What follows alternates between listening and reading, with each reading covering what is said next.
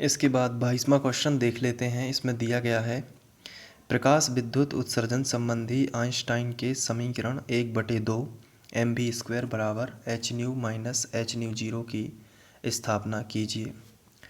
तो ये जो समीकरण है इसकी स्थापना समझने के लिए आपको प्रकाश विद्युत प्रभाव अच्छे से आना चाहिए, यानी कि प्रकाश विद्युत प्रभाव क्या होता है इसकी समझ होनी चाहिए।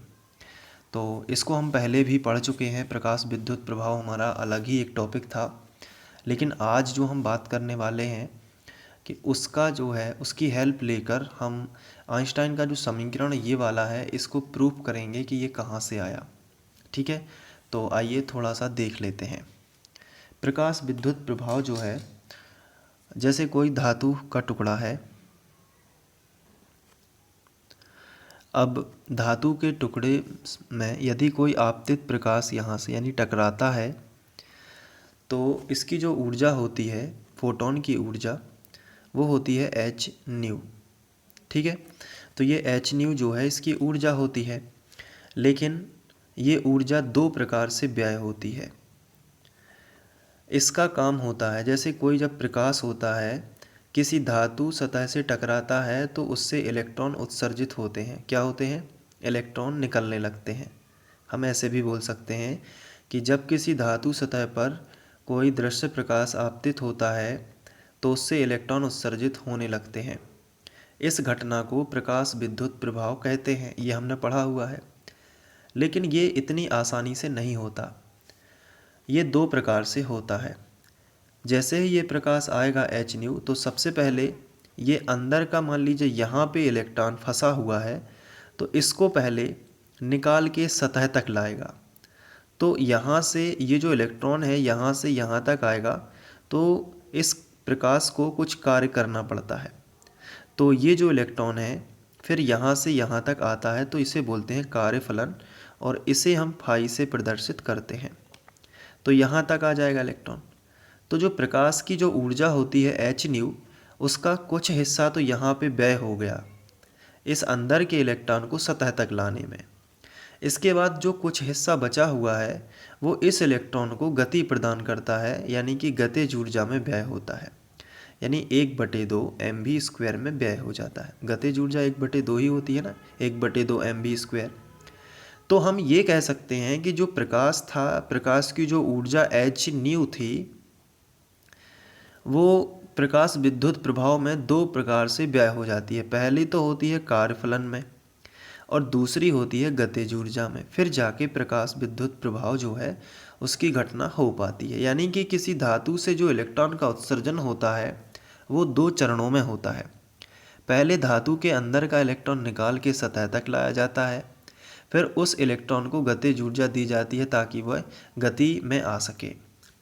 तो हम कह सकते हैं कि जो प्रकाश की जो ऊर्जा है एच न्यू, फोटोन की जो ऊर्जा है एच न्यू, वो दो प्रकार से व्यय हो जाती है। पहली तो कार्यफलन के रूप में, यानी कि अंदर के इलेक्ट्रॉन को धातु सतह तक लाने में, और दूसरा उस सतह के इलेक्ट्रॉन को गतिज ऊर्जा देने में। अब यदि हम बात करें फाई जो होता है, ये कार्यफलन जो है, इसका मान कितना होगा? तो इसका मान भी इसी के समकक्ष होता है, बस अंतर ये होता है कि एच न्यू की जगह पर न्यू जीरो होता है। और न्यू जीरो आप जानते हैं कि ये क्या कहलाता है। इसको आपने देखा कि ये कहलाती है, जो हमारी देहली आवृत्ति होती है उसे न्यू जीरो से दर्शाते हैं। तो फाई की जगह पर हम क्या रख सकते हैं? फाई की जगह पर हम रख सकते हैं एच न्यू जीरो, क्योंकि फाई का मान कितना होता है? एच न्यू जीरो, और प्लस कितना होगा? 1/2 mv²। तो अगर हम इसका पक्षांतर इस तरफ कर दें तो क्या होगा? H new minus H mu zero, तो बराबर में कितना आएगा? 1/2 mv²। होगा कि नहीं? बस यही तो प्रूव हो गया है, इतना ही है आइंस्टाइन समीकरण। एच न्यू तो ये है H new, minus H mu zero, तो आप देख सकते हैं कि ये है माइनस एच न्यू जीरो, बराबर 1/2 mv²। तो आइए इसको लिखना कैसे है थोड़ा सा देख लेते हैं। ठीक है, हेडिंग लगाएंगे प्रकाश विद्युत प्रभाव में जो एच न्यू फोटोन की जो ऊर्जा होती है वो दो प्रकार से व्यय होती है। पहला तो कार्यफलन में लग जाती है, और उसके बाद गतिज ऊर्जा के रूप में कुछ व्यय होती है।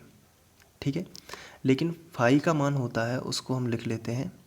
फाई का मान जो कार्फलन होता है वो होता है एच न्यू जीरो और प्लस 1/2 एम भी स्क्वायर। ठीक है, अब इसका कर देते हैं इस तरह पक्षांतर। तो पेज पलट के मैंने दोबारा से ये लिख लिया है, अब पक्षांतर कर देते हैं। तो आएगा H new minus H mu zero बराबर 1/2 एम भी स्क्वायर। आप चाहें तो एच कॉमन निकाल सकते हैं, तो बचेगा न्यू माइनस न्यू जीरो बराबर 1/2 एम बी स्क्वायर। ठीक है, ये आ जाएगा, यही आइंस्टाइन का समीकरण है। तो आप इसको नोट कर सकते हैं यहाँ से यहाँ तक। इसके बाद हम लोग 23वां क्वेश्चन करेंगे नोट्स में आगे बढ़ते हुए। तो नेक्स्ट वीडियो में, थैंक यू।